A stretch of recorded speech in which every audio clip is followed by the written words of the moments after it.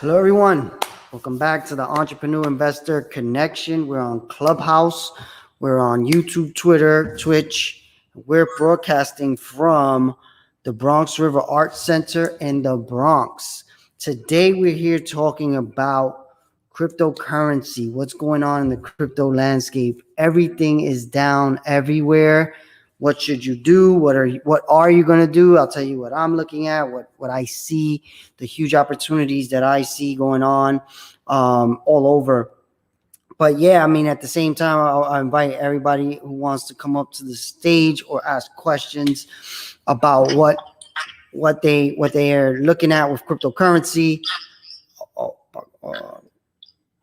And then yeah, keep it going. The one thing I really see is everything is down except one cryptocurrency. Guess which cryptocurrency that is? Dogecoin. Most people don't. If you don't know what Dogecoin is, you maybe have been living under a rock. But Dogecoin was started out as a joke. It was a joke coin, and the community took to it, and they started buying it. And right now, the community is powering that coin while everything else is powered by the ups and downs of Bitcoin. So it's super interesting when you look and literally everything is down except Dogecoin because Bitcoin went down to 54,000 from 63 or something like that, big jump. And what happens is most things come and then they follow Bitcoin. So when Bitcoin goes down, next Ethereum goes down, next all the altcoins go down. But as an altcoin, Dogecoin is not going down. And people are wondering, should you buy more now? Should you do what you should do? Because Bitcoin is down, but Doge is up. And I would say right now, from my experience, it's not good to buy things on the down, right? Like, I mean, not good to buy things on the up. Doge is up. Why would you buy Doge if it's up and everything else is down? I would be buying the stuff that's down, right? So when you look at Ethereum, Bitcoin, those are the big ones. Like if you don't own any cryptocurrency right this second, you should own some Ethereum and some Bitcoin. Bitcoin is the top of the world, but Ethereum is right behind it. But Ethereum possibly has more room for growth within this next few months because it's probably easier for Bitcoin to get to, it's probably easier for Ethereum to get to 5,000 than it is for Bitcoin to get to 110,000.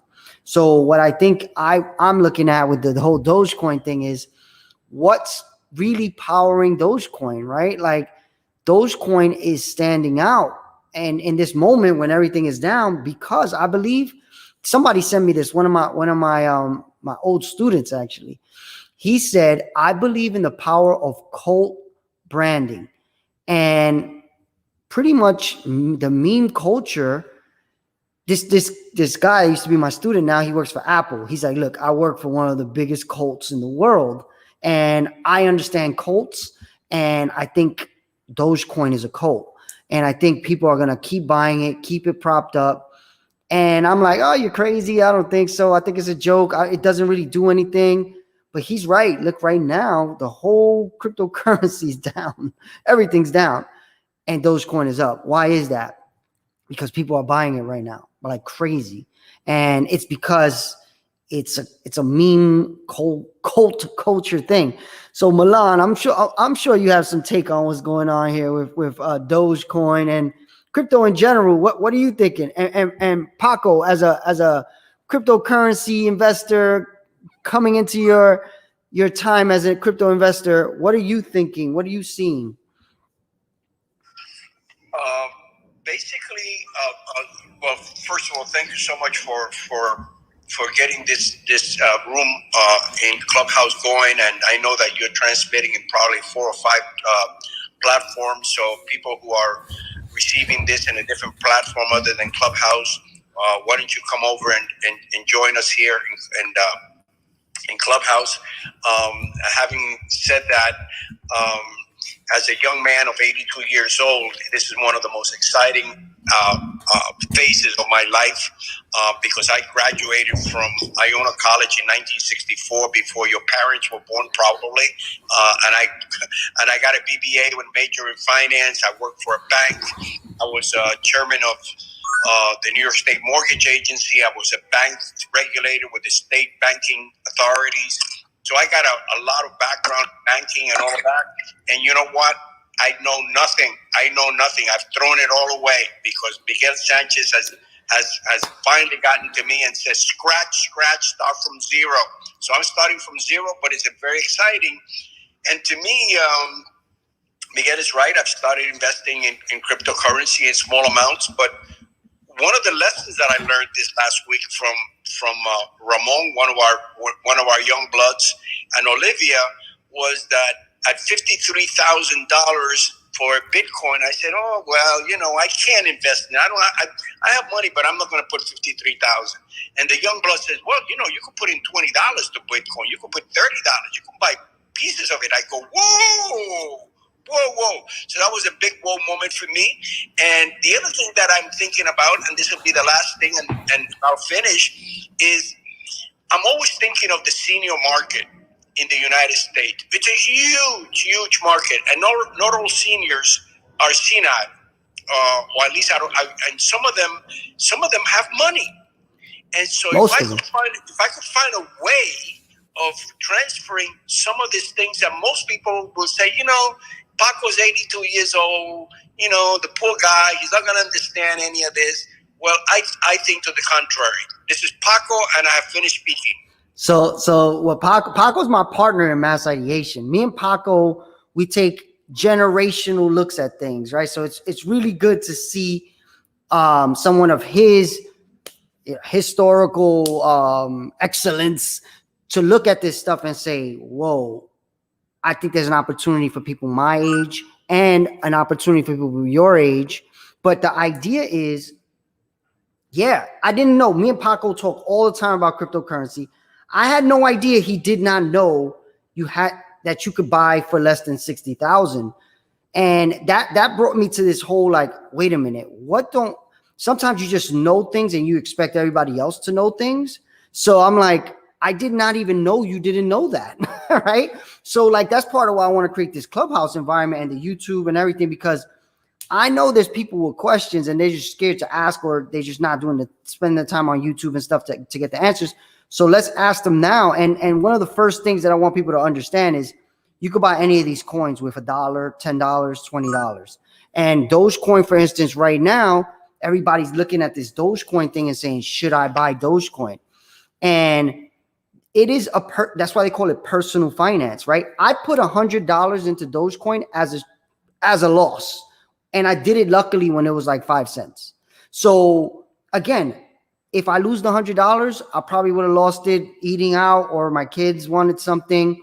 But I put in $100 of that. Now that $100 is at almost $800, right? And it was like 2 months ago, right? And I'm not saying that this is like an investment. First of all, there's no investment advice here. Do your own research, right? This is just what I've done, and I'm telling you what I see. But right now, when I look across the whole cryptocurrency market, and I see Dogecoin is still up, for me, 7, almost 8x, and everything else is down 10% or more. I'm like, whoa, that's kind of saying something about where we are with Dogecoin. Dogecoin is kind of starting to show that it's separate from this whole cryptocurrency thing.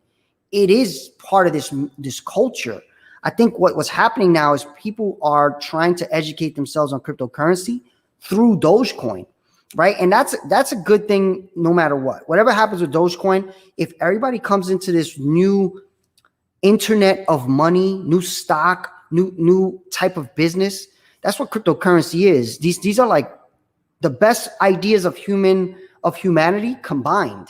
That's what cryptocurrency is. And when people talk about Bitcoin was literally created right after 2008, the crash, right? The economic crash. Why? Because people believed the system was rigged against the small guy. And what happens is over and over and over again, the small person, not just guys and girls, get screwed over by the big banks, the big organizations. So they put together this genius piece of technology that allows people to control their own destiny, right? You can buy Bitcoin, hold it, and as it grows in value, your wealth grows in value, just like buying homes. This is something I thought about a few days ago. If you look back in history, right, one of the reasons for the wealth gap within the minority culture and like white people is because at a certain point in history, they stopped allowing minorities to buy homes, right? They did things like redlining in places like the Bronx, where I'm in right now. They redlined and made it really, really difficult for people to buy homes. So what happens if generationally you're not benefiting from that gain in wealth? You end up in a situation now where most minorities are way, way in a super distance to have the type of wealth white people have. Well, cryptocurrency is creating the opportunity for us to change that. Right now, I just told you I just put $100 to 7x. Imagine a person, and I know people that put 10,000, that put 5,000. Think about that math. And then when you look at stuff like Bitcoin, the same way you can borrow off your home and then generate more wealth by buying more homes, you could do that with cryptocurrency. And that is super interesting when you think about it as an asset that's valuable and it's growing in value, but then you can borrow off of it and do other things. Like I was telling people last week, somebody told me how to do this, how to borrow off of my cryptocurrency, and I just wanted to test it. And I did two things. I took a loan to buy more cryptocurrency. And what I did was I put one Ethereum. Back then, the Ethereum was worth $1,700. I was buying Ethereum at $88. So in about a year and a half, it went from $88 to $1,700. Then I borrowed $1,000 from myself, right, at an interest rate at about 7% per year.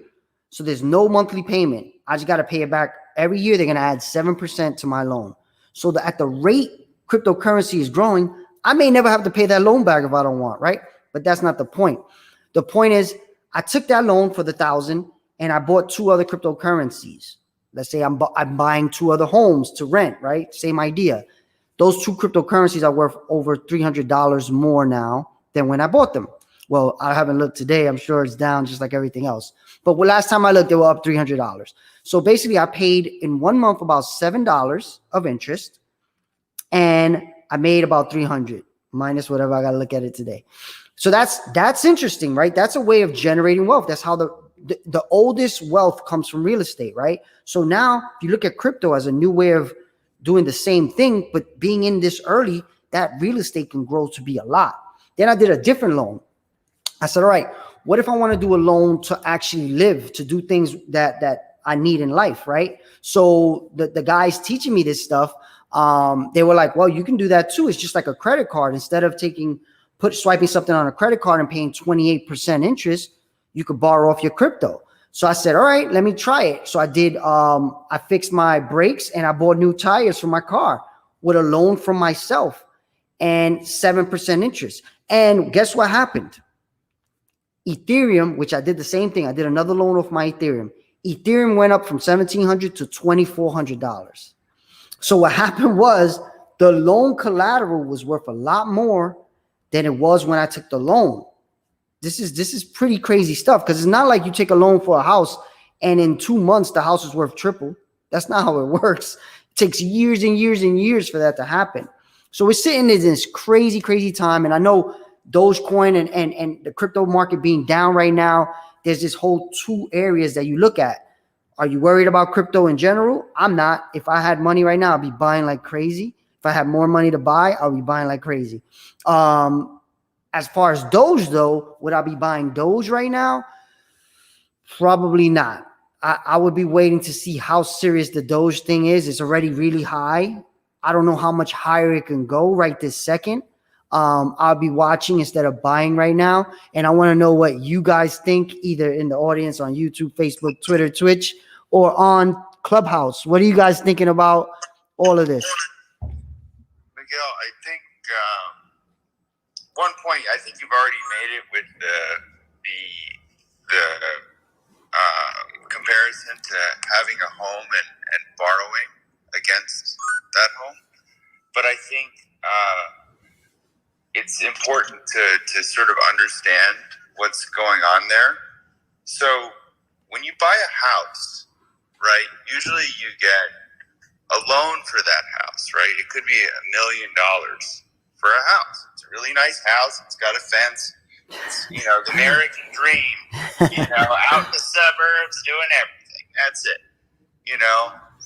But you can't put up a bunch of money for that house right away. So you get a loan, right? The bank has a pot of money to lend to your, you know, picket fence, the dog, and the house, right? And you pay that back over time. And once you're done paying off that $1 million back to the bank gives you that $1 million up front, and then you pay it off, you pay the bank back. The bank owns your house. It owns that asset, that piece of land, and the construction that's on top of it, right? Until you pay all of your money back to the bank, right? That's interesting. That's true. I didn't think about that part. That's true. Once you own that house, you paid the bank back, they give you something called a deed, right? A deed. And the deed says that you own this piece of land and the house that's on it and, you know, whatever's going on that piece of property. And what Miguel is saying with borrowing against your crypto is if you have a house, you can borrow against that, whatever the value of whatever you own is. So you have $1 million house, right? So you can put that house up and borrow against your equity, your ownership of that house. And you can, you know, turn that asset that you have, that house, it's a physical thing, it's a place, and you can turn that into cash by borrowing against the fact that you own something, right? And it's the same thing with crypto. You own an asset, and somebody, it may or may not be a bank, who knows who it is willing to lend to you money, cash, to use for various things, right? In exchange for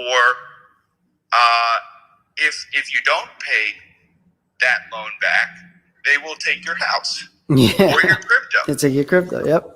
Yep, and that's what collateral is, right? Yep. That's what collateralization is. Collateral is what you're putting up in case you don't pay a loan back. So, you know, it's very important to understand that, like, when you buy crypto with cash, it's an asset. And it's the same thing as a house. But houses are really expensive, right? And you can own piece by piece, you can own a little thing, right? A little piece of land, right? That you can borrow against. You know, you'll own it, and then you can turn it into other things by making smart decisions and paying, you know, those loans back. So what you said that makes a lot of sense that I have forgot to say is you're right. Like when you normally buy a house, you have to put 20% down, and then you're paying the rest for like 30 years, right? With this, you can literally buy the asset at $20 at a time, which is what I did.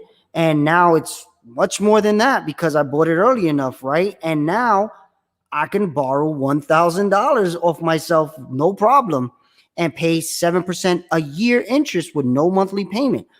That's decentralized finance, right? This is why I'm pushing for people to understand this and not just look at Dogecoin, not just look at Bitcoin either. Oh,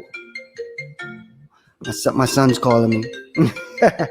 He doesn't know my video schedule.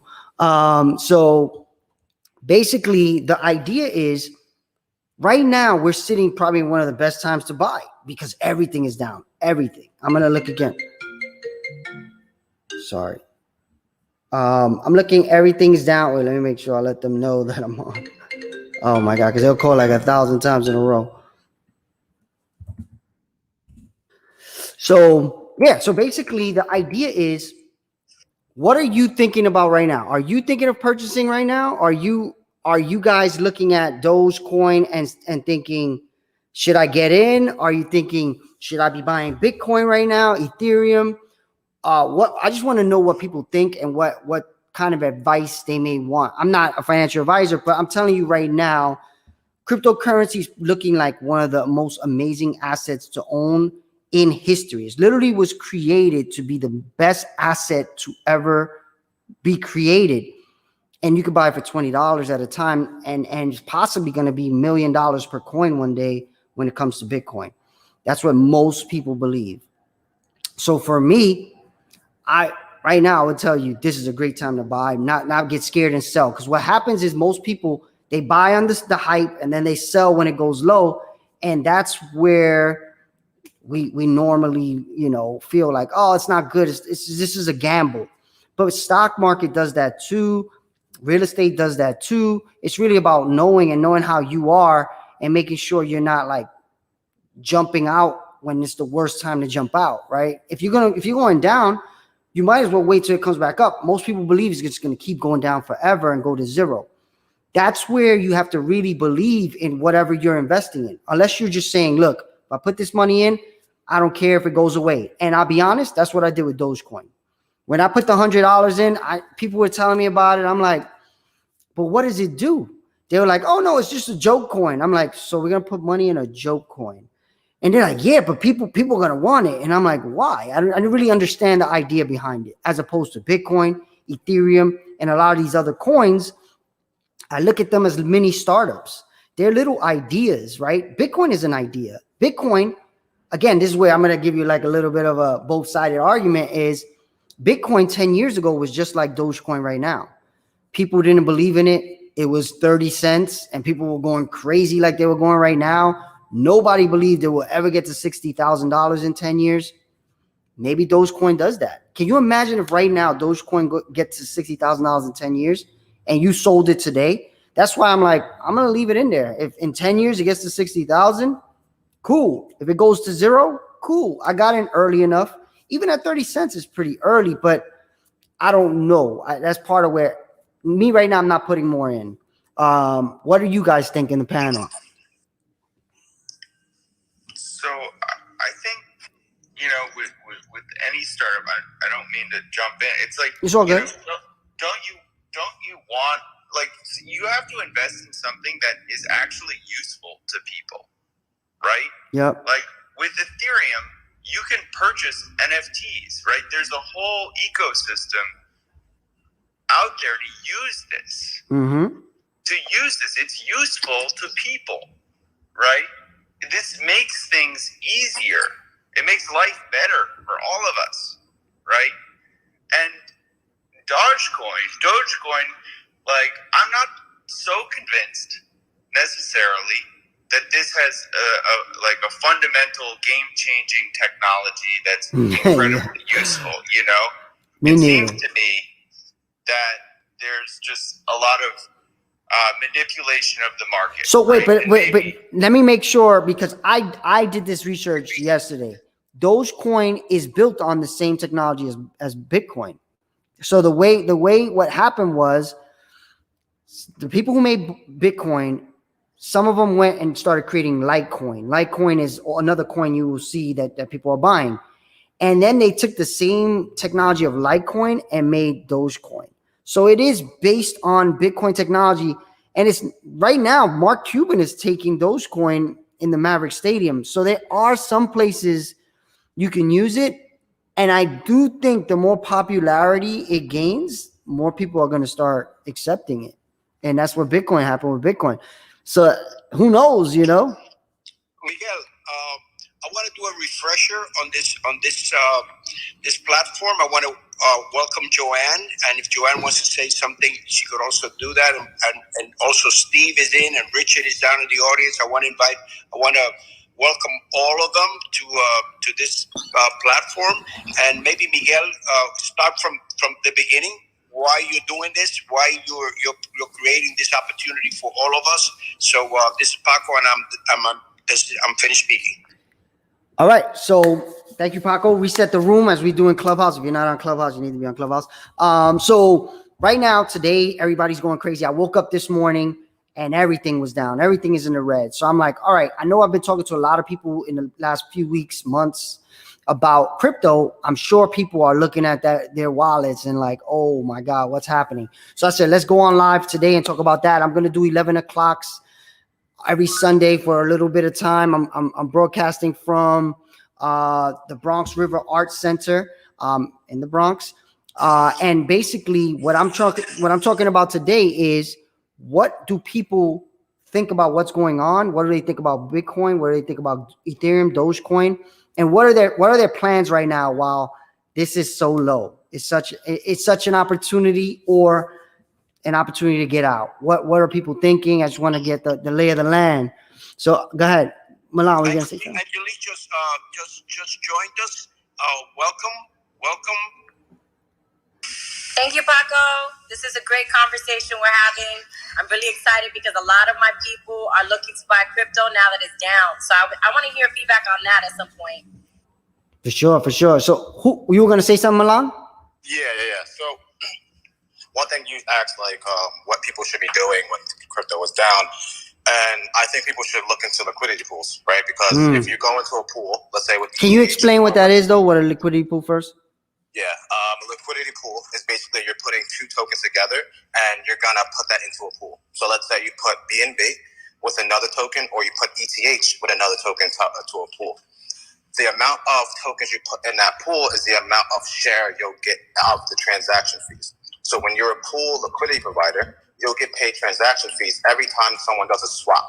So if someone does a swap between those two tokens, so let's say it was ETH and Bitcoin, and someone's like, I want to change my Bitcoin to ETH, you'll get paid a portion of that transaction fee. So I tested that. I tested it out. So basically, yeah, you are kind of like a credit card processor at that point, right? Where they take a percentage for every single process.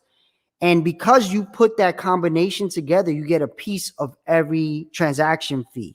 So and as people are panicking, especially when it goes down, you're gonna see people selling, people are buying. So every time someone does anything, you'll get paid in that. So you should actually watch when it goes down and know, okay, I should put all my money in a pool, because that's actually good. That's really good information. I never even thought about that. That makes sense. I am in a liquidity pool because I was just trying to understand what it was. I don't know if it's a good one, but I made 36 cents in like 2 days, and it was like $200 only. It was like 100 of one coin and 100 of another coin, and it made 36 cents in 2 days.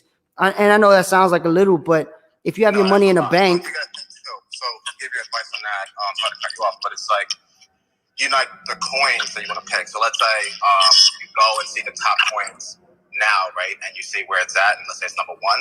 You just look what network is under. So if it's under ETH, then you just do a pair with that. And that pool, if it's at number one, people are either going to keep buying it or they're going to sell it because crypto's down. Got it. This is great information. Wow. It's like gold. I want to suggest that my other side of Paco, which is my feminine side, is saying you need some feminine voices in here. Joanne, you've been with us for a little while. You want to chime in?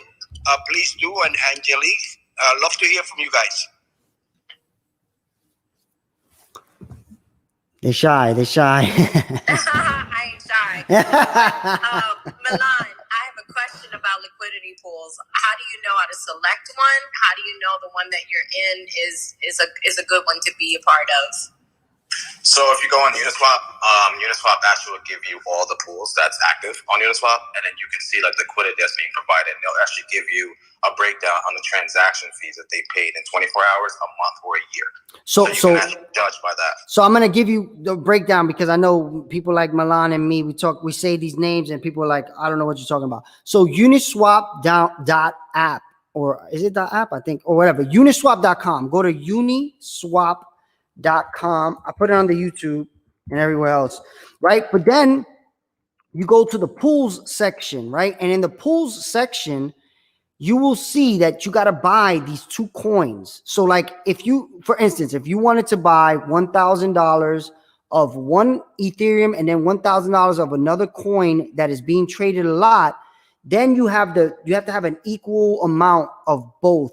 And now you own a percentage of every single transaction fee that happens within those 2 coins. So like for you, Angelique, I know you on Tron. You've been hitting me up on Tron. Imagine going on Ethereum and Tron, and you have to put 100 or 1,000. You put whatever you put, you got to put the same on both. And now you start getting on every single transaction for as long as you keep that money in there. And I believe if the coin goes up, you still keep the value of the coin grows too, right? Or how does that work, Milan? Yeah, liquidity stays in. So you can remove the liquidity at any moment. You're just still getting the transaction fees. So you're basically just giving, you're providing the token to Uniswap, because Uniswap technically doesn't have tokens like Coinbase or Binance. The people are the ones providing them. So basically, if that coin goes up 10x, you still have that coin. It's just held by Uniswap while this is happening. So the reason why I tested it was, so just to go back to Milan's point, somebody showed me a transaction, a pool that was giving 67% interest. So I was like, what? Of course, I just wanted to test it out. So I put 100 and 100. And so far, it looks to be on that path. But what Milan is saying right now makes a lot of sense. Right now is a great time to do that. The thing about Ethereum is the gas fees are high too. So if people are doing it on Uniswap, you can make a lot of money because the percentage of like $50, $100, it adds up. Versus I did it on Matic. And because Matic is a new thing, the gas fee is very small. But it's still doing well, even though the gas fee is small. I'm guessing the volume is high. I don't know. Yeah, you also have Pancake Swap too, which is on BNB. And BNB's transaction fees are never higher than $1. So very similar, very similar. I think then we should test the pool of Ethereum because Ethereum, the gas fee is higher. But right now what's happening is people are looking for ways to pay less gas fee, right? So that's where these Binance chain, the Matics of the world are coming in. But I know we're saying a lot of things that may be confusing to people. If anybody has any questions, ask them. So what's happening when I put my money? So I've got Ethereum sitting around. I've got whatever token sitting around, and I'm not doing anything with it. So I'm giving it to the liquidity pool. Right? They're holding it. Yep. Here's it. Right. So I'm lending it.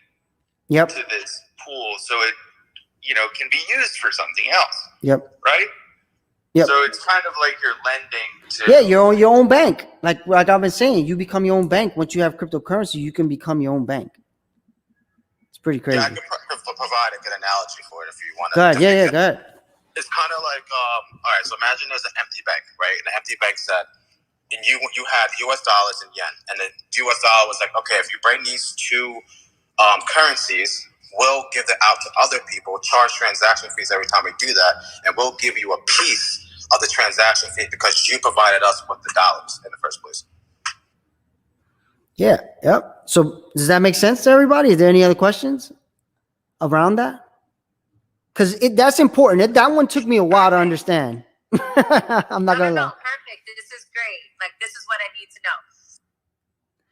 So the places you can do that on are Uniswap, Pancake Swap, Aave, I believe. No, is it Aave? Sushi Swap, quick exchange. I forgot. Again, I'll try to put the link somewhere. But I mean, the easiest ones to remember are Uniswap, Pancake Swap. Those are the 2 biggest ones.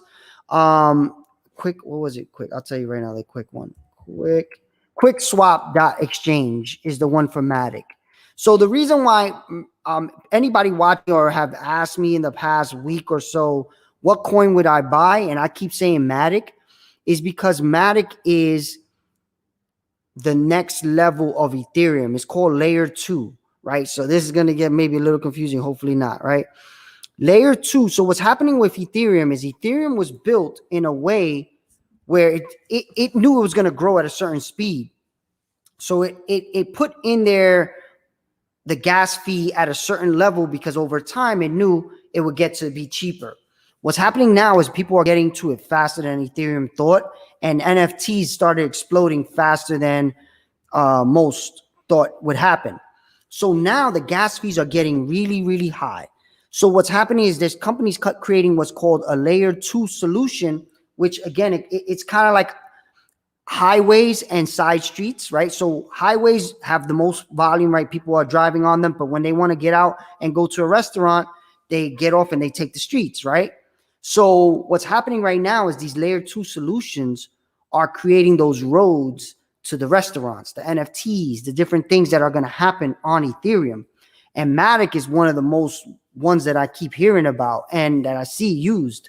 So Matic is creating a Uniswap called QuickSwap.exchange, which is made by Uniswap actually, with less fees, right? So it's like, let's say there was tolls on a highway, but on the street, there's no tolls, right? So that's the same idea. The fee on the street, Matic, is next to nothing. It's like percentages of 1 cent versus on Ethereum, a transaction fee right now, the minimum I've seen for a long time is $50, right? So every time you swap a coin, let's say you want to buy $100 of Dogecoin today.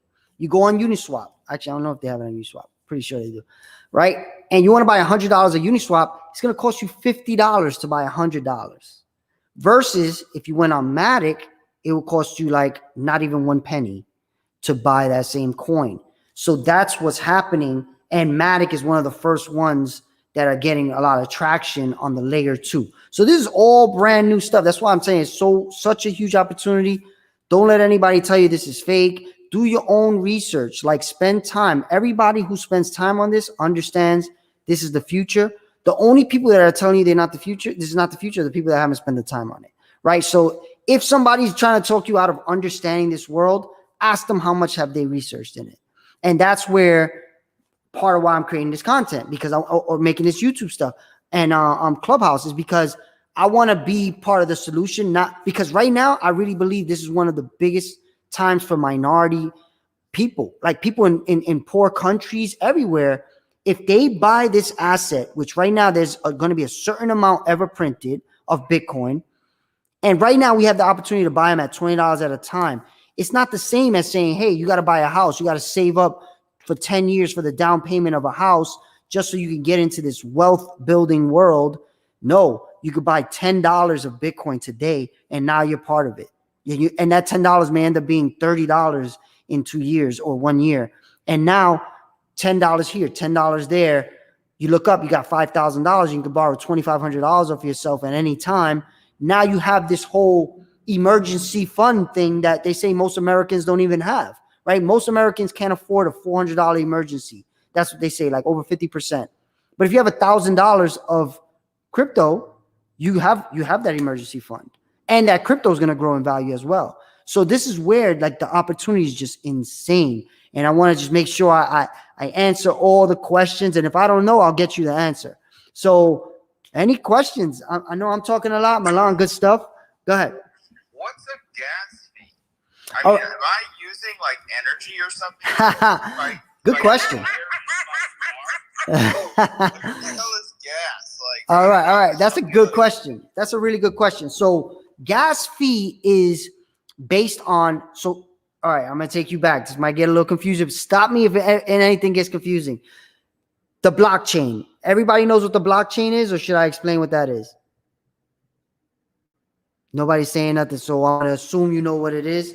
The blockchain is actually, it's hard to explain it without explaining the blockchain. All right, so the blockchain is a ledger. Think about it like this.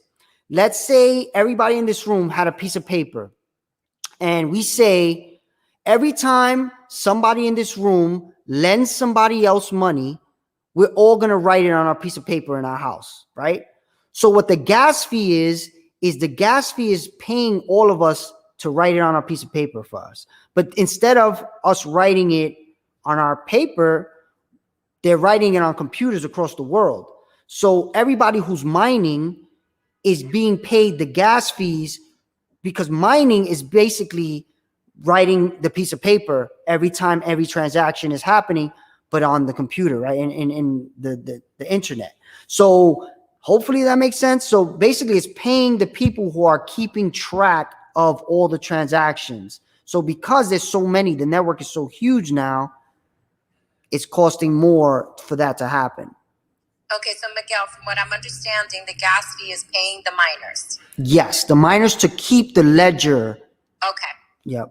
And the platform too, right? And if you guys want to see a real-time view of what the transaction fees are, go on TXStreet.com. Yeah, that's really cool. When you look at that, it's kind of like mesmerizing. It looks like South Park, and it's like buses going on the road, and they stop to pick up people. But what they're really doing is they're picking up transactions. So when you see on TXStreet.com, you'll see Bitcoin transactions and Ethereum transactions right next to each other. And you see the difference. That starts to show you the difference of Bitcoin and Ethereum. Right there, you'll see visually the huge difference between those two currencies. And here's another thing. Even when I was talking to Paco, the word cryptocurrency is kind of not a great branding, right? Because it's not currency really. It is really more of an asset. And if anything, Ethereum is closer to a currency than Bitcoin right now, at least. Who knows? This stuff could change. It's only 10 years. Think about if I told you we are coming around the future money. Imagine if we were doing that when the dollar was being created or gold was being created. This is where we are with cryptocurrency. This is how new it is. It's 10 years old. And everyone who studies it literally realizes that it's there's a guy, I'll try to link to the video. This guy's filthy rich. His company stock trades. It's called MicroStrategies. He had $500 million in the bank, and his stock was going down every year. And he's like, I don't understand why my stock goes down if I have $500 million in the bank and we make money every year. Every money, we don't lose money at all. We gain money. It was because he had too much money in the bank. And what he realized was that the value of the money was going down. So he took a lot of that money, he bought Bitcoin. Now his company's worth like, oh my God, so much money. Because when he bought Bitcoin, it was like $6,000 or $2,000, something like that. Now it's $60,000. Do that math. He bought like 190,000 Bitcoin. Think about how much money that is, right? So we could do the same, right? If you have money in a bank right now, you're getting 0.01%. All these things we've been talking about, the liquidity pool, 60%. If you put, there's something called USDC, which is basically backed by money, by regular dollar. If you put USDC on most platforms, you get like 30% interest on USDC, which is just like a dollar. So it doesn't go up and down like Bitcoin. It stays pegged to a dollar. So if you take your bank account right now and just switched it to a crypto bank, you'd be making 30% interest versus 0.01 interest. Just that alone is insane if you think about it. Jesus Christ, that's crazy. It's crazy. It's really crazy. And let alone to understand you could borrow against it and stuff. Go ahead, go. I have a quick question. Is there some sort of glossary that someone like me could obtain? Because these terms, I'm still learning.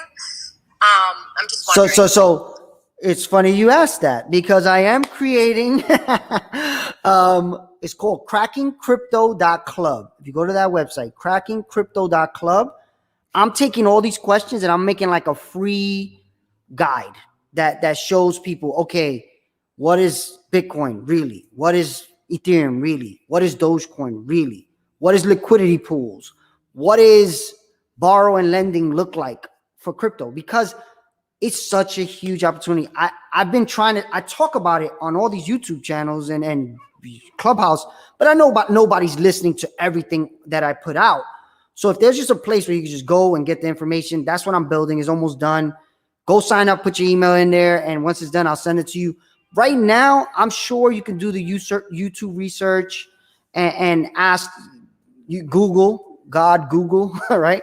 But it's really like this deep dive you have to do. I say everybody has to go down their own rabbit hole and go down the path that takes them there. Some people take longer than others, but same thing happened to me. I knew about Bitcoin when it was 30 cents, and I didn't understand it. I didn't even try to understand it. I should have put $100 like I did with Dogecoin, right? If I would have 4 to 5. Actually, I haven't done it in a while. I'll have at least probably $5 million off $100, right? So again, I didn't do the research, but then it kept coming back to me. I'm a technologist. I deal with technology all day long. People telling me about it. I'm like, oh, it's a Ponzi scheme. Oh, funny how the universe works, right? Yeah, I mean, I say all the things that people say to me now, and I just kick myself whenever I hear them. I say, look, I was you. Trust me, I was you. Spend the time, because you can't dump all this information into somebody's brain in a conversation. They have to go and do their own homework. It's impossible to do without spending time. But I've literally been around technology and all this stuff for a long time, 20 years. It's funny because somebody just told me I'm an Aquarius, and they're saying this is the age of Aquarius, which means technology is going to make a lot of money. I heard it on Clubhouse. Yes, or somebody told me. I tell you that. Yeah. So actually, you're Aquarius too, right, Angelique? Yes, right. I am. So and Paco is too. Yeah, technology is my best friend, making me the most money. Angelique, tell your story about your Bitcoin story. Oh yeah, tell your story. So it's so crazy because like 4 years ago, no, not even 4 years ago, back when Bitcoin was $400, someone bet me that Bitcoin was going to be really huge, and I didn't give a crack horn about no cryptocurrency, but they kept getting at me, and it's the old friends. They said, you know what? I'm gonna make you a bet. Buy this Bitcoin, and when it goes to 100,000, you got to give me 50% of it. And I was like, I wish I was this friend that told her this. If it doesn't, I will give you your money back and then some. I'll triple it. Whoa. So I was like, all right, no problem. So here we are, and where is Bitcoin? You about to owe him $50,000. Yo, I was $50,000 But hey, you wouldn't have had it if it wasn't for him, right? So she got a full Bitcoin for $400. Think about it. I would not own that coin had it not been for him messing with me, nudging me, getting on my last nerve. What's crazy is we worked together at the same company, and he would always walk around telling me, you're playing yourself. Think about that, man. And this is the thing, right? Like, I kind of feel like that guy now, but it's 60,000. So it's a lot harder to convince people. But the idea is, this is so new. We're less than 5% of the world owns cryptocurrency. 95% of the world doesn't even know what the hell's going on with this. When the rest of the world gets this, all the market caps are going to go up. All of them, for everything, for every coin is going to go up. So even now, within the next 4 months, they say all this stuff is going to grow tremendously. Maybe two or three times more than it is right now. Yeah, let me say, I'm 43 years old, and anyone older than me that I talk to about this, they're oblivious. And that's pretty interesting. And I'm literally schooling a lot of my older friends about crypto. And now they're starting to get into it. Now they're seeing, what's going on, because it's becoming more apparent that crypto is a reliable digital currency, and that it's really going in that direction. A lot of people are paying a lot more attention. So I agree with that. Yeah, I mean, at the end of the day, right, you can't really, he actually did a great thing for you by convincing you to do it in that way. And I'm like, maybe there's something there, right? Like, oh my God, he dogged me out. But I guess, it takes a person to listen too, right? Like, you luckily listened. I probably wouldn't have, and I didn't, because I also. You know what? You're right. But you know what? I kind of had a little crush on him. Yeah. So I was like, some always move somebody. So I muchly was like, oh, he's cute. All right, let me just join his little crew. I'll be down. So, love story. I guess that's what it's gonna take. My boyfriend jumps on, he's gonna be like, really? I guess the real thing is right now, any questions other than anything we spoke about? Because I'm sure people are thinking different things right now, either on YouTube, anywhere, Clubhouse. Any questions? The thing that Miguel, that I want to just very short is that having the background that I have in finance, I kept getting caught up in the word currency. So I was waiting for the moment that I could use cryptocurrency the way that I use dollars. And it's coming, and I'm sure it's coming. But right now, the way that I've gotten over that hump is that I do not consider Bitcoin or any of the other tokens as currency that as I consider the dollars in my pocket. They're assets. And by doing that, for me, it works better than thinking that, I can use these vehicles the way that I use the dollar. In the future, I'm sure that will happen. And it's beginning to happen a little bit, as you talked about before, because you've been able to borrow of some of the activities that you've been doing in real money. So that's my position on that. I'm finished talking. Yeah, I mean, I think it's only going to get closer and closer. What's going to happen next, most people believe, is the dollar is going to come down in value because of how much printing is happening right now because of the stimulus, right? So if you think about stimulus, I think they said they printed 40% of all money in history in the last 3 years or something crazy like that. Like, because they're trying to prop up the economy because what just happened with COVID. But what tends to happen in most places where they do that is the value of the money goes down to like very, very little. And that has already been happening over time. That's what inflation is, right? Like every year, the money is worth less. Basically, I think it's like 4% less every year, 3%, something like that. So if you have $100 today, in next year, you're only going to be able to buy $97 worth of the same thing, stuff like that, right? So if you think long enough, that's what that guy was saying when he said, I have $500 million in the bank, and instead of them benefiting my stock, it's hurting my stock because I'm not using it to make more, because they know just having it there brings the value of it down. So cryptocurrency, with Bitcoin specifically, it was created in this way where it will always gain in value because of the way it's built. Certain are printed every year. There's a certain amount that will ever exist. So if we all pour money into it, which was happening, right? Pour money. The second it stops being printed, whatever that amount of money was in the coin divided by that coin number is the value of Bitcoin, right? So that's where we are. We're literally filling the value of it by putting money in. Other currencies like Dogecoin, for instance, don't do that. Dogecoin is unlimited, but they print out 5 billion a year or 5 million a year. I forget, big difference, but something like that. But it's unlimited. So that's why, well, so far, they could always put a limit on it. But that's one of the reasons people are a little bit more weary about Dogecoin, because if you can continue to print up new coins, just like dollars, the value will go down. With Bitcoin, you can't do that. So that's why everybody believes Bitcoin is the best bet, because there is all these things put in place to make sure it stays rising in value and never going down in value.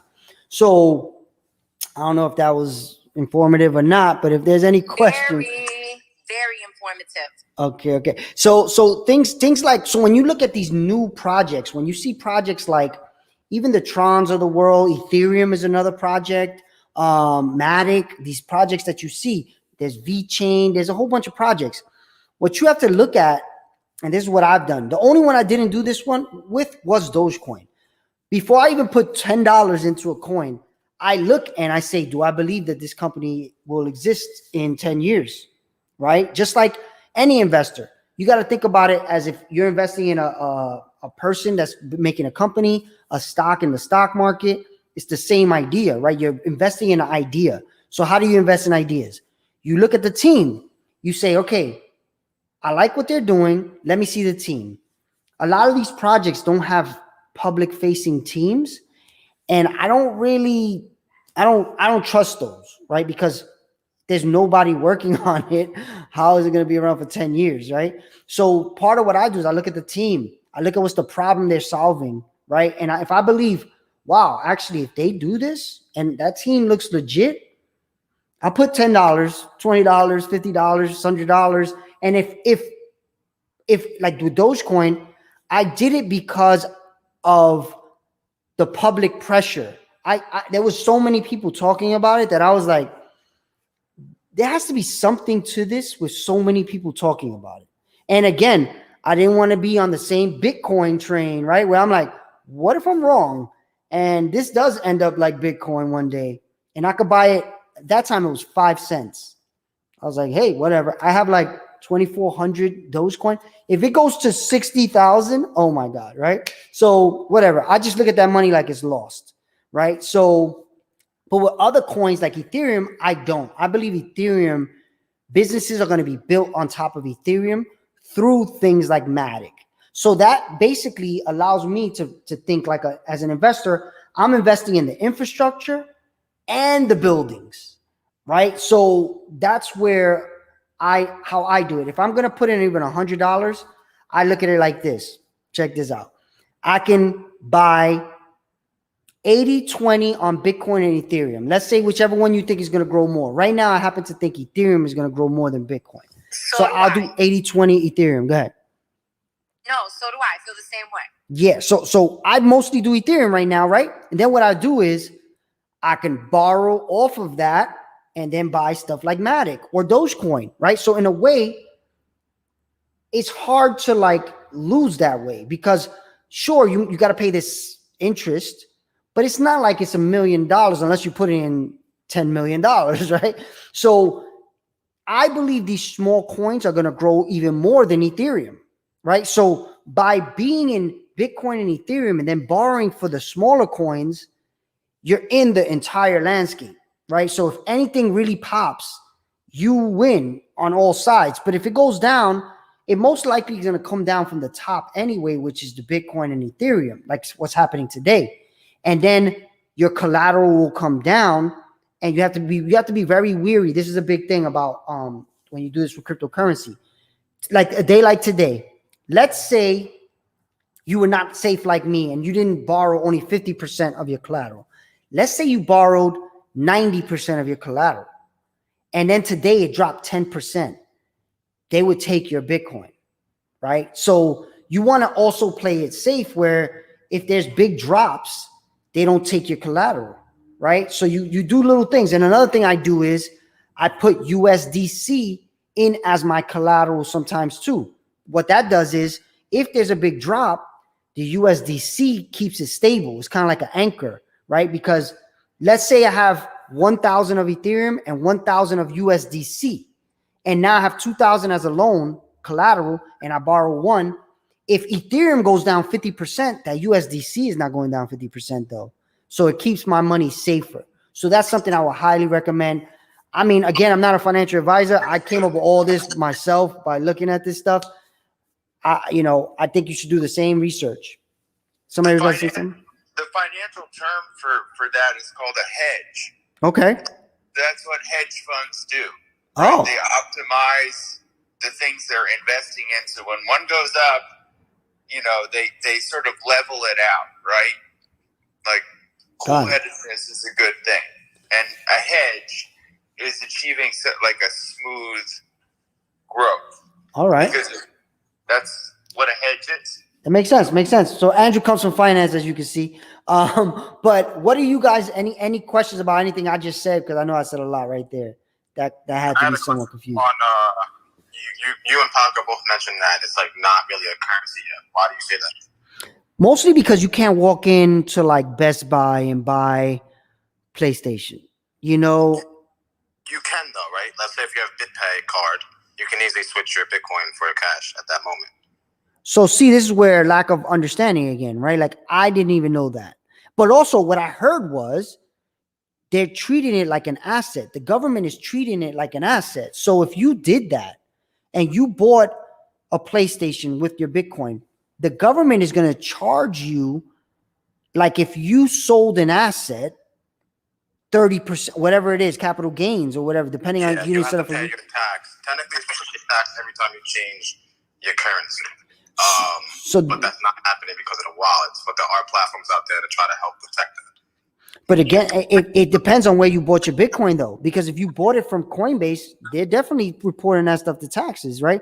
So, Absolutely. Miguel, we need something on capital gains taxes. Go ahead. Absolutely.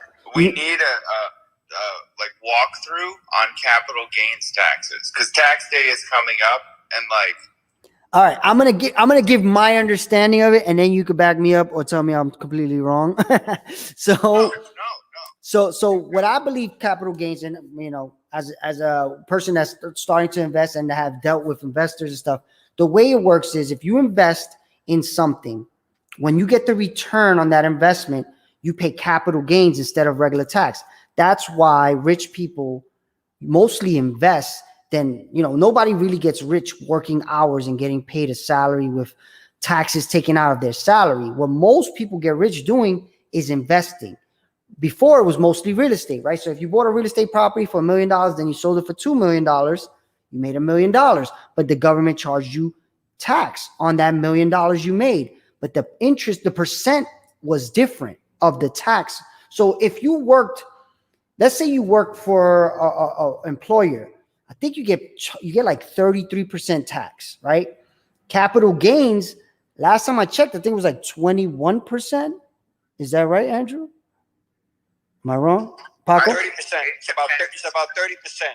Yeah. So then what's the normal tax rate of an individual? 36, 40? What is it? It's more than capital gains, right? By a lot. I'll look it up. Yeah, but when I sold all my real estate that I had, I ended up paying the tax obligation was going to be about $400,000, and I had 180 days to take the money that I had made from that sales and reinvest it in something else, in real assets, and then I would not pay the capital gains. You ultimately have to pay capital gains if you sell the asset. If you keep the money. Yeah. You can avoid doing that by reinvesting it very, very quickly within 180 days. But it's a big hit. Trump and people like him avoid paying capital gains because they constantly reinvest, and they don't pay that tax. Yes, exactly. And what he's talking about is called a 1031 exchange. So if you want to look it up, it's 1031 exchange. So then again, this is where crypto allows stuff like that, right? Because imagine growing the asset, keep investing in more assets, but then you borrow off to live. I know people that actually do that. They live off borrowing off their assets, their crypto assets, because they keep growing so much. And they say, all right, this year I'm going to pay myself $50,000. I'm going to borrow $50,000 against my millions, and it's going to keep going, right? That is game-changing stuff. Like if you think about it, right? Like, and if the asset grows 2x in 2 years, you can pay your salary for a few years like that, right? If you only pay yourself that low. But it's a huge opportunity. And all right, so what I see is regular, it goes from 10 to 37% tax. This is if you're like a 1%er, you pay like 37% tax. And capital gains. But that's still subject to change, right? Because Biden and Harris have their stuff that they're going to release. They haven't agreed to it yet, but it's definitely going to change number-wise. Okay, so capital gains looks like the highest one it says is 20%. At least from this article, I'm not sure. 40%, so it may meet in the middle somewhere between 20 and 40. Yeah. But still, it's less. Whatever the case, it's less. So when you think about it, the rich people of this world own assets, and they make it so when they invest, they pay less when they make money, right? Versus all the workers they work and they pay tax based on whatever the government says. They don't have the money to lobby and make sure the capital gain stays under a certain amount. But when you think about now, we all could be in this game, right? Capital gains right now, this is something that's happening to people and they don't even realize it. You all are probably supposed to pay capital gains tax, because what people are doing right now is, for instance, I know a lot of people that bought Dogecoin on Robinhood and are cashing out, right? So like people like me that bought it when it was 5 cents and now it's 700. Let's say you take out 500 of that. So you got to pay capital gains tax on that 400 that you made. right? Especially if you sold it before a year. I think the capital gains changes if you hold the asset for longer than a year. I forget the actual percentages. I'll look it all up. It will be in my course, my free course. But at the end of the day, I think we're all down a great path. The fact that we're trying to understand this stuff. We're in rooms like this at 11 o'clock in on a Sunday morning talking about it. The real thing I think for us to do, though, is to really understand how to use this as a future builder in a way. Like what I see is all the companies of the future are going to do this. But imagine if we were all our own banks and we all can fund our own things, not only individually, but as groups. Imagine if we all had like even $500,000 worth of crypto assets. And at any point we needed, we could borrow $100,000 from ourselves. That is like amazing. And it's all within the grasp. Like if you start right now and you put in a few bucks at a time, in 5-6 years, you could have 500 grand probably with the way these things are going to jump. Of course, if you did it 5 years ago, you would have millions. But like they always say, the second best time to plant trees is today, right? So like today, everything is down. And unless you do not believe in cryptocurrency overall, then don't buy. But if you do believe in it, I haven't seen it this low in a long time, all across the board. So if you haven't got in, you're not too late. That's another thing. People are like, oh, I'm too late. It's 60 grand. I actually know an investor, a very, very wealthy investor, me and Paco know. And he's like, oh, yeah, it's too late. It got to 60 grand. I remember because I was telling him about it when it was 6 grand. And he wasn't believing me that it was going to jump. He's like, oh, I missed it. But finally, I got to him this week. He's going to get in there. Actually, I'm going to remind him right now. It's a good time to buy if he hasn't. But any questions? Again, I'm here for the questions, for the Clubhouse conversation, whatever. Let's go. Are you guys on Big Cloud? No. What do you think about Big Cloud? I think it's a little shady. Have you done it? Yeah, I'm on it. My coin is worth like $5 right now. But how much you have to put up? Because I see you have to put money in. You have to put a Bitcoin in, right? No, you don't necessarily have to. I did because it wasn't working. But you can verify your phone number. I did that. They'll give you the profile, or you have to pay $54 to get your profile. But then once you have it, you have it. So you can pay in dollars, not Bitcoin. No, you have to pay in Bitcoin. Sorry. So you do, and then it's stuck in there, right? Because that was a big thing. You can't take it out. No. But then you have your own coin that other people can buy, and then you're still getting money out of it, right? So if someone buys your coin, it goes into your wallet. So people have been buying mine. And what you end up doing? Did you do? Because I see like you could do a split. So when somebody buys the coin, they get a percent of the value of it, and you get a percent of the value of it, something like that. Yeah, pretty much. I haven't done any withdrawing, but I just really been getting it. But yeah. Can you explain that though? Because I've read in, and so basically it's just like what. So I'm buying it because I get to benefit from the upside of if this coin becomes worth $10. Now I get 5 and you get 5. Is that what it is? Yeah. So for anybody that doesn't know what Big Cloud is basically Twitter, but imagine Twitter now is cryptocurrency, right? So what they did is they created a platform based on your clout. So obviously Elon Musk right now is number one because he has the most clout in this world of cryptocurrency. World. Yeah. So when you sign up to Big Cloud, you get coin, and basically your clout is the one judging the number. So the more attention you're getting to your profile and the more people buying your coin is the higher your value will be on Big Cloud. And then your investors will get paid a certain fee for it. I'm just not sure the amount. I don't want to tell you a number, be wrong there. Yeah, I mean, there's people, I know you've been in the rooms in Clubhouse. There's people who are like, it's a scam because you can't take your money out. There's some people that are trying to get their money out and they can't. I think it goes towards where we're going. I think where we're going is people are going to be able to invest in ideas and people through things like this. I don't know if Big Cloud ends up being the end result, but it's on its way. It's the journey we're going to take. And then you're going to be able to benefit from the upside of the company, the person. And I think that's where the world needs to go because look at Elon Musk. Everybody knew very early on he was going to do some amazing stuff. Who knew how big? But if you could invest in Elon Musk when he was 16 years old, you probably would, right? Same here. I deal with young people all the time with Meta Bronx. And I'm like, you could see the people who are going to do great things. You could see them very early. But again, coming from poor environments where you're like, I hope the world doesn't destroy that person's capability because of just racism and classism, right? But if that person had money right now to do the best things, there's almost no doubt they would get to the place they need to go. But society sucks, right? So this is where it's going, though. All these ideas, it reminds me of, if you don't know, I went to a town in Spain called Mondragon. Mondragon, Spain is a town where there's 100,000, 150,000 people, something like that. Very small, but they make $15 billion a year out of that town, right? Everybody in the town, pretty much everybody, is a part owner in the company that they work for, share in profits in the company they work for, and they get a vote in how the company's run. When you look at cryptocurrency, all of these are the same thing. Your vote in Bitcoin is buying it.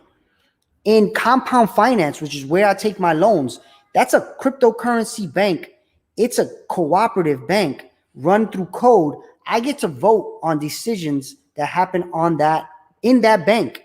And because I use that bank, they give me shares in the bank in coin. So for instance, if you have a loan on compound finance, you can vote on what happens, what's the interest rates, all that stuff. And as long as you keep your loan in there, they're giving you compound coins, which are $500 a coin. So you almost win in every way, right? So you win because you have this option. I basically got a loan without talking to a human being, and I had the money in 1 minute or whatever it took for the Ethereum to go. I don't know. I paid the fast gas fee, so it was pretty fast. That's another thing with gas fees. You can pay different speeds. So never pay the slow fee though. Only pay the medium or fast. Just that's a lesson that cost me a lot of money to learn. So basically, right now, this is a company. Think about this. How could Chase Citibank compete with a bank that has no people, no racism, no historical racism, no branches? And of course, there's a pro and con to that, right? Because if you do something wrong, that was on you, right? Like I told you, that happened to me a few times. But eventually, it's going to become easier. Right now, I'm a technologist. I know when you go in things early, it's not figured out. I'm cool with it. I'm there to learn early. So imagine this, Citibank versus Compound. You have your money in one bank. It's giving you 0.01%. You have your money in another bank. It's giving you 30%. Then, you want a loan with your own money, off your own money? You have it in minutes. Try to get a loan today in any of these banks. I don't care how much money you have, right? It's not happening in a day, right? So that's the major. And then on top of that, because I have my money in this bank, they're giving me stock in the bank in the form of its coin. I could be a customer of Chase Citibank for 30 years. They're not giving me any stock for that. Right? So when you put all these pieces together, how can these banks compete with decentralized finance? I don't think they can. Any question? I don't either. I think, actually, previously, before all of this, before this revolution, there was massive closure of very small, cooperatively owned financial institutions. Yep, I remember because you worked with one. Yep. Yeah, so they're like in the year 2000, there were over 8,000 commercial banks in the United States, and today there's just over 4,000, and all of that consolidation has. In any of these banks. I don't care how much. Sorry. Gotta go. Yeah, so it's literally half the amount of banks that the United States has, and all of that consolidation all the banks that have closed are in red-lined neighborhoods. Right? Keeps coming back because they couldn't keep up. They didn't have the technology to scale their operation. It was small. They're subsisting on very small, tedious loans to pay their bills, right? And they didn't have time or money like Chase to invest in big big technological changes, right? And now today, with all of this, with the blockchain, it makes finance possible, and the scaling of all these banks that have closed and all of the good things that they're doing, making loans for like broken legs and freezers and all kinds of different things, emergencies and small businesses and houses and things like that, possible because the technology is now available to scale these, this type of lending, this neighborhood lending, And that's the thing. It's not just neighborhood. It's global. Like now, I think it's Nigeria or one of these countries is really taking to this, right? Where they've been just historically screwed over. But now they don't need anybody. They don't need to ask anybody for anything. If they can buy Bitcoin, and those countries, they got into this stuff earlier because their dollar, their fiat currency is way worse than ours. We have the best currency in the world, and we're worried about this. In other countries, you could wake up in the morning and you need a barrel of cash to buy a piece of bread. So they've been buying because they've been worried about this forever. And now they basically are buying Bitcoin as a hedge. That's a word they use. And somebody's asking me on the chat, do I use BlockFi? BlockFi is a place where they let you borrow off of your, not borrow, they give you higher interest for holding your Bitcoin and Ethereum. I can't use BlockFi because I live in New York, and New York is one of the worst places to own cryptocurrency because guess why? Guess what we have in New York? Wall Street. Wall Street knows this is the innovation. This is Uber, and they are cab companies. And they're like, how can we hold this off as long as possible? And they're putting regulation where you can't really do a lot of the things you can do in other places in New York. And Miami's becoming the opposite. Miami and Wyoming, they're becoming crypto-friendly places, and they're drawing all the people that are doing that. Even Puerto Rico. Puerto Rico, I just heard this morning, they removed capital gains to draw all the crypto millionaires. And they're going. Crypto millionaires are all moving to Puerto Rico because they don't have to pay capital gains on all this money they're going to make. So the rule is you got to spend half your year in Puerto Rico, and you get to not pay capital gains tax on the money you make. So where are you going to go? You're going to stay in New York where you can't do anything and you got to pay capital gains, or you're going to go to Puerto Rico or wherever you're from. Most of them are coming from California and Texas, actually. But yeah, reminds me of Act 20. Yeah, it is. It is part of the same thing. Yep, part of the same thing. Yep. Okay. So I mean, we're heading into a crazy, crazy time.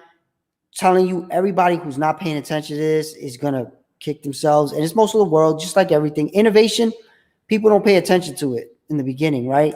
But again, that's where I live. Or they're skeptical. Yeah, I mean, yeah, I was skeptical too. I'm skeptical right now still, in a way. But I know innovation when I see it. And what innovation looks like is it's unstoppable and impossible to compete with, right? So if you look at things like Uber, Airbnb, how the hell were cab companies going to compete with Uber? There's no way. Same Airbnb, hotel, what they do. Hotel industry in New York did the same thing Wall Street did. Regulation made it so people can't do it in New York in a certain way. That is not stopping it, though. It's still going on in other places in the world. It's continuing. They just went public. They're doing fine, right? Even in a pandemic, they're doing fine. Uber, same thing. Decentralized finance is that, but with a better lens, which is it's not powered by venture capitalists. It's powered by us. So when you look at Uber, the way it works is, let's say I'm the Uber guy. I come up with Uber idea, and I go to everybody. I go around town. Hey, I came up with Uber. You need to be rich to be able to invest in my idea at that point. To give me $1 million, you have to be rich. But now, and then let's say 10 years from now, when Uber goes public, you make 5,000 times your money or more, right? So you get even more rich.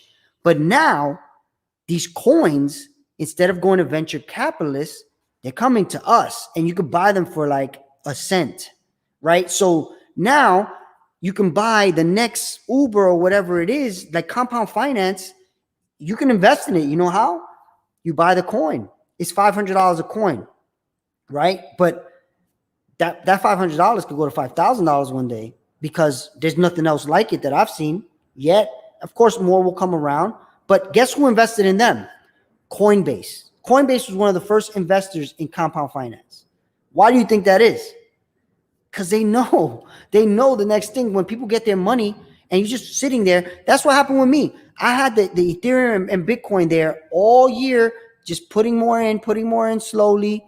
And then I met a friend who I knew for years. He was telling me about all this crazy stuff. And I'm like, I'm not going to borrow against nothing. I'm not going in debt.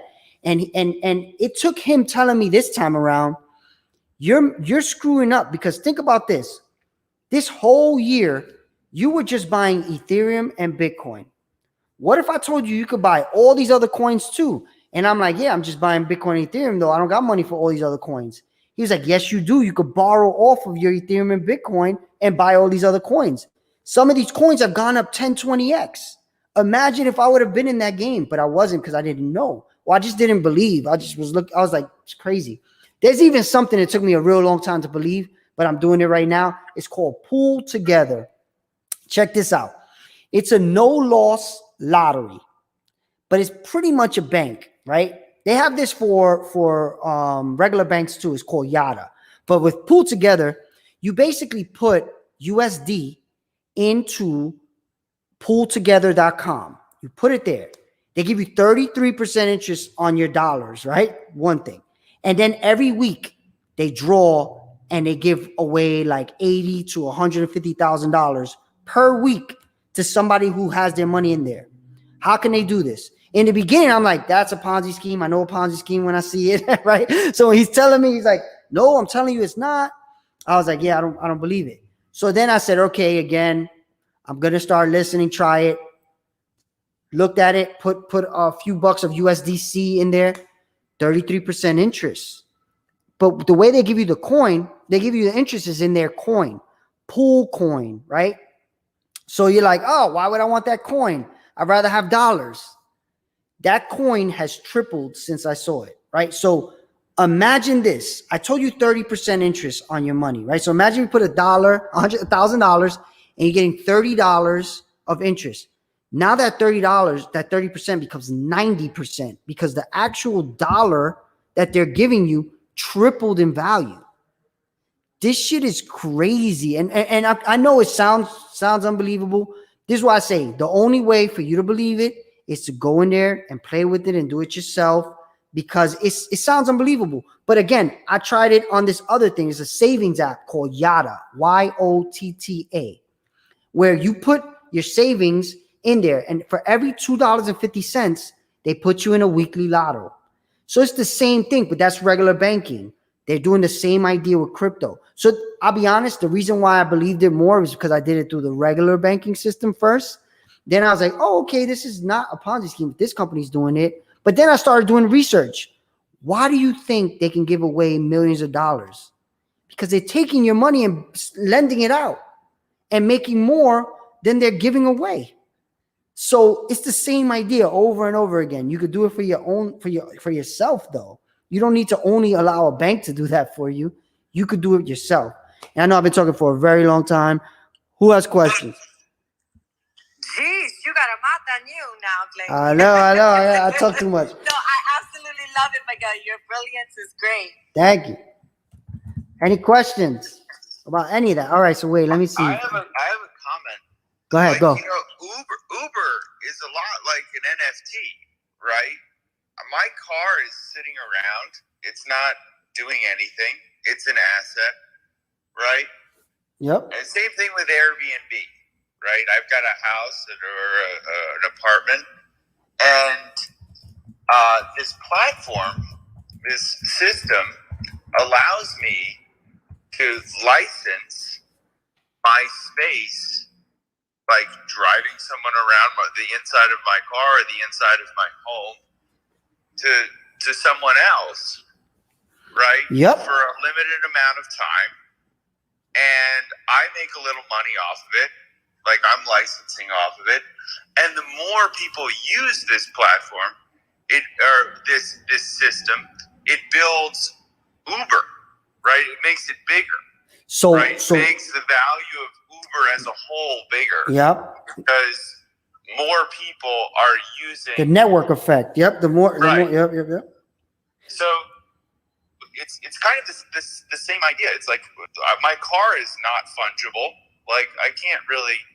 But I'm gonna blow your mind. Watch this. What about when Uber becomes decentralized? Right. So right now, when you listen to decentralized finance, so you hear these words a lot in crypto: decentralized finance, decentralization. What this means is Uber is centralized. The people who own Uber.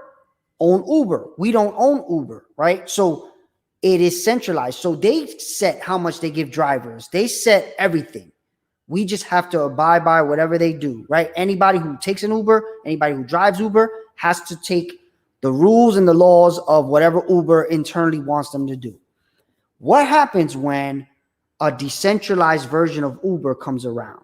And if you read a book like The Blockchain Revolution, which is what got me, Paco, into understanding this world, the blockchain revolution talks about all of these platforms that you see right now. They're going to be decentralized.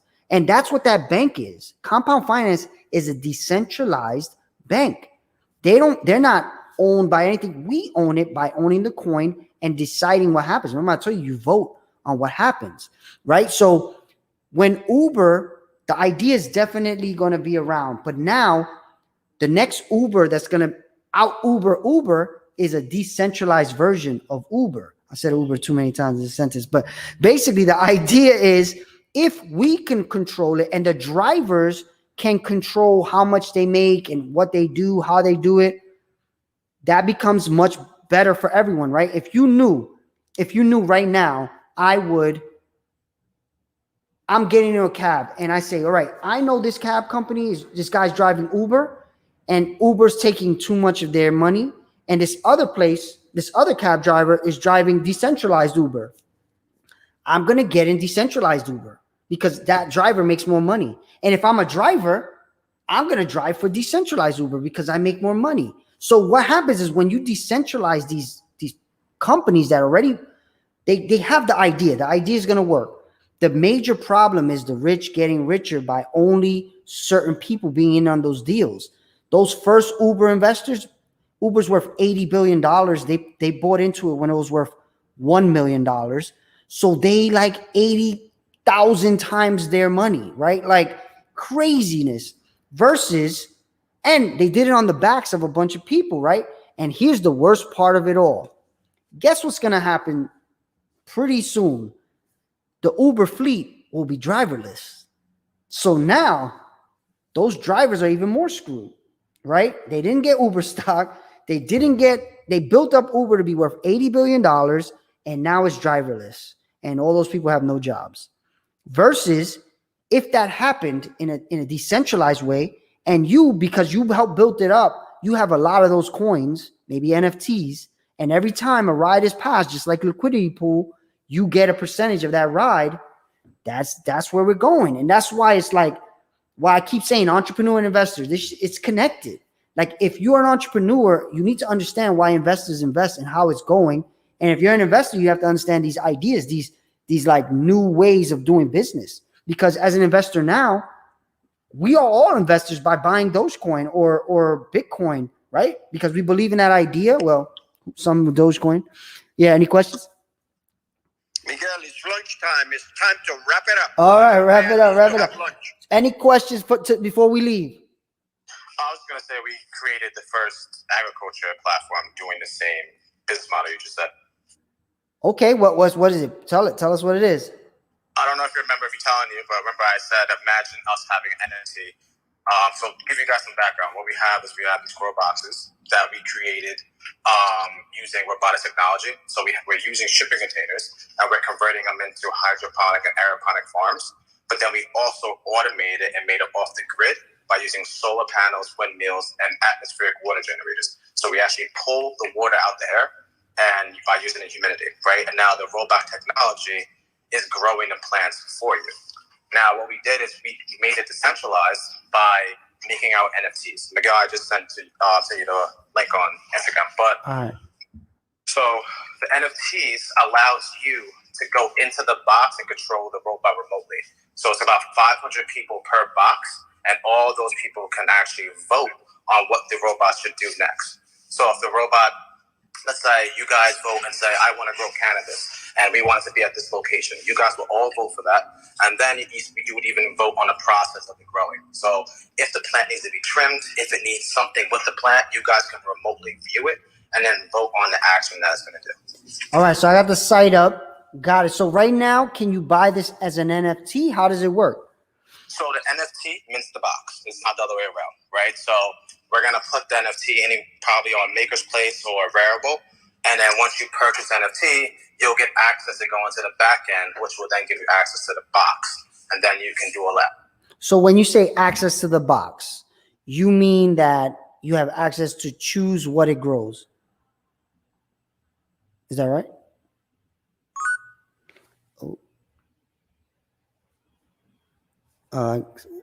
Sorry, put me down. But yeah, you have access to the box. So you and other shareholders will have access to it remotely. We don't control it.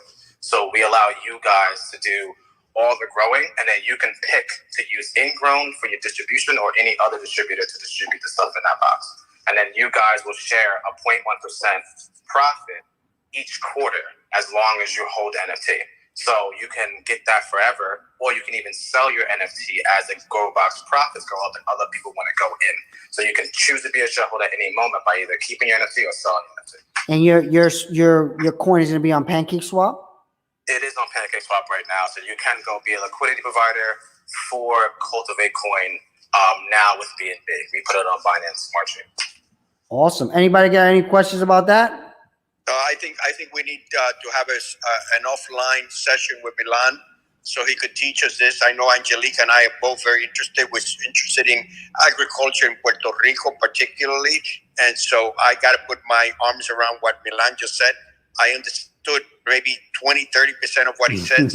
all of the rest of it went shoop, like a fastball over my head. So Milan, we'll set up time to have a conversation with you. Milan as soon as we possibly can, Miguel. Okay. But you need to wrap up, baby. All right, guys.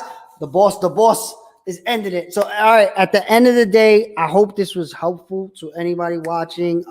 Definitely follow everywhere: YouTube, Facebook, Twitter. Also, I'm also making this course called Cracking Crypto. So go crackingcrypto.club, and I'm gonna have a course coming out in a few days where I break it all down. So sign up for it; it's free, and hopefully that helps. Buy the dip, baby. All right. So have a good rest of your Sunday. Yeah, and if 1, 2, 3, 4, 5, it is out.